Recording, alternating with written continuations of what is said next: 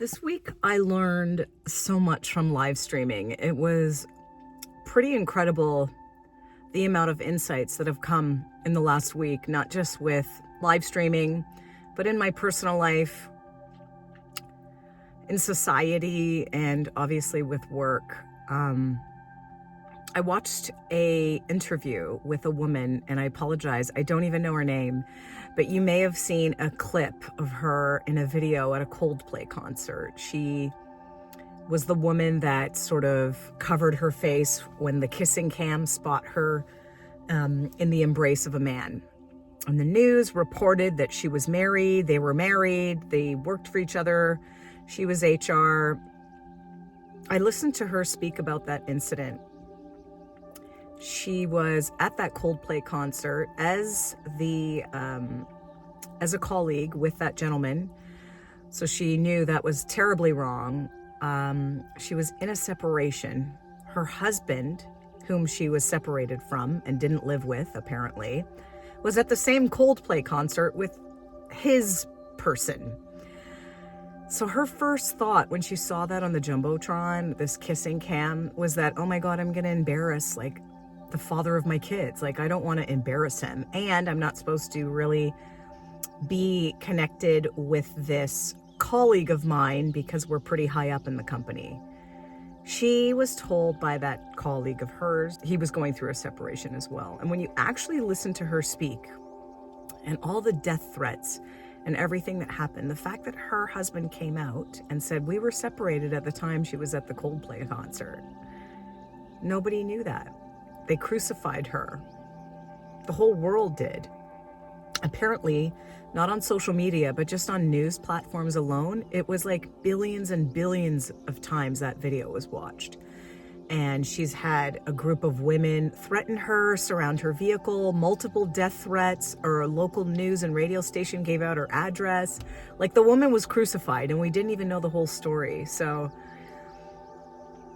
I just felt so hurt for her. The other thing I've noticed too is I've been on live streams where someone will pop in what seems like just a split second.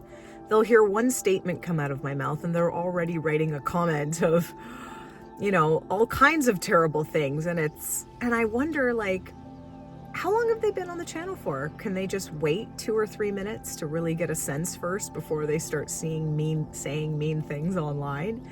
We are so quick to judge as a population, and I'm guilty of this too at times. So I hope this doesn't come across as a lecture. It's more of an insight because I've been guilty of this too, coming to split decisions about people based on something so quick.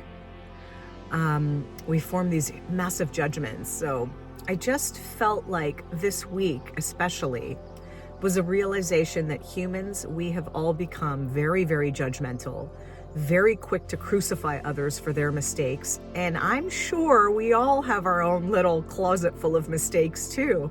I know I do. And I just want to be more mindful. I didn't watch that video on social media. I never forwarded it to anyone. I actually saw it on the news and that was it. I'm sure I came up to a conclusion oh, this lady is, she's a cheater or whatever. And then that's it. I didn't really think anything of it. But the point is that perhaps we need to be very careful with the type of content we're listening to, our snap decisions, the way we forward and share and repost things without knowing the whole story. We could be ruining someone's life, their future, their children's safety, right? Their mental health. So this was a really good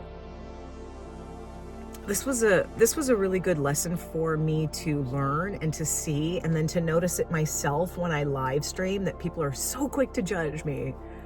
So quick, without even knowing my intentions. Had they stayed on a couple more minutes, they would see, this chick's not too bad. Or they would just scroll past it and not bother, So I ask you, have you been in a position where you were really quick to judge, form an opinion, and then later on realize, I was wrong, I made a mistake, this person's nothing like what I thought? I'd be curious to hear your perspective in the comments. I do have a meeting shortly. I'm early for it because I'm always early for everything. I'd rather be 1 hour early than like 1 second late for something. My mom taught me that. So I'm slightly early for a meeting.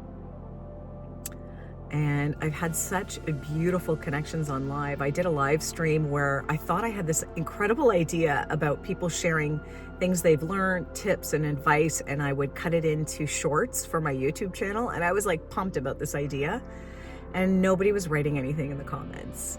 And I kept talking, and I even shared a few times in that live stream, like, oh, this is so odd that no one's chatting. Is this a loss for me? Is this a fail, this live stream?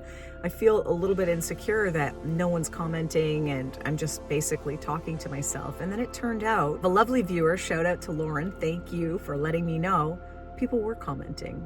For some reason, I couldn't see it. Now, the parking lot I was in was the library. I was waiting for my son, and that library, believe it or not, has the worst Wi-Fi. So I wonder if that's why I couldn't see the comments. But the fact that, you know, one of the beloved viewers, Lauren, was able to let me know in the comments, hey, actually people were engaging, they were writing, you just couldn't see it. And then I thought, oh my God, I kept talking. I just kept going, even though I felt like, oh, this is embarrassing. I feel slightly rejected. I just kept talking and kept going. What a blessing that was. Who knew? So sometimes our failures are actually something much more beautiful, and only time will tell.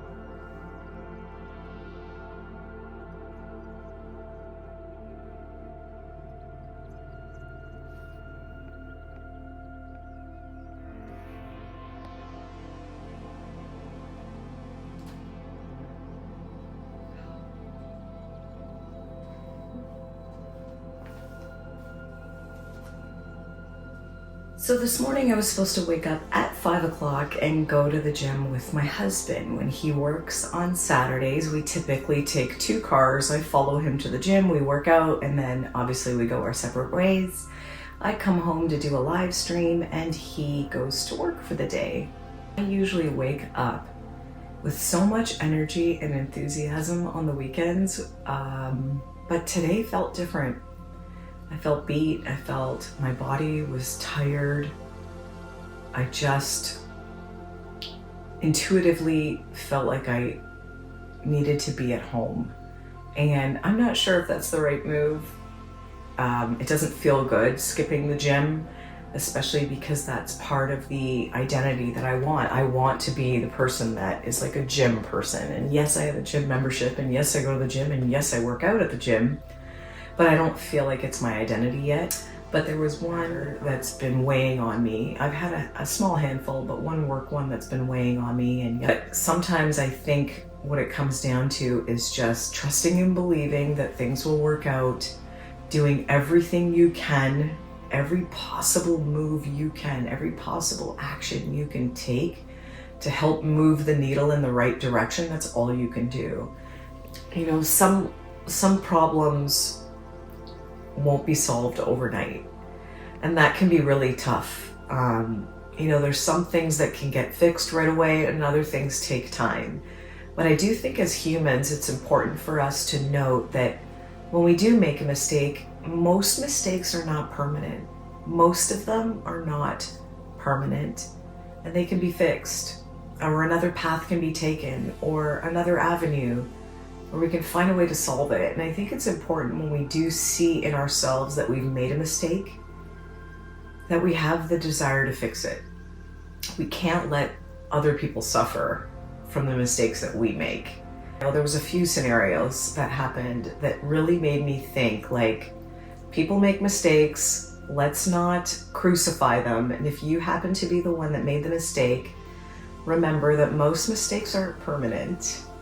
And you can fix it, or you can at least do your best to solve it as much as possible. And never let any other person suffer for your mistake. I'm looking forward to my live stream this morning. Again, I'm gonna do it from my room, from my bed, from my pajamas, because that's how I'm feeling today. And we're not always gonna be at our best. We're not always gonna be at our strongest, at our wisest. I'm not suggesting that when you don't feel like doing something, don't do it. That's not what I'm saying in this video. And I would even argue that it probably would have been a better move for me to just go to the gym and not have a slow morning, but yet part of me feels like I needed a slow morning, so I'm not sure what the right call is yet. Usually we won't know right away. I won't know if this was the right call or not. And, you know, the only thing I can do to make it better would be to go down to the basement, do my own little workout today. I mean, I have everything I need to work out at home. Let's see what happens today on the live. It's really a really beautiful space to connect with people that are interested in having intriguing conversations about life. So I hope to see you on the next live stream, and thanks for watching this vlog. If you made it to the end, put a green emoji. Put a green emoji in the comments, and I appreciate you very much.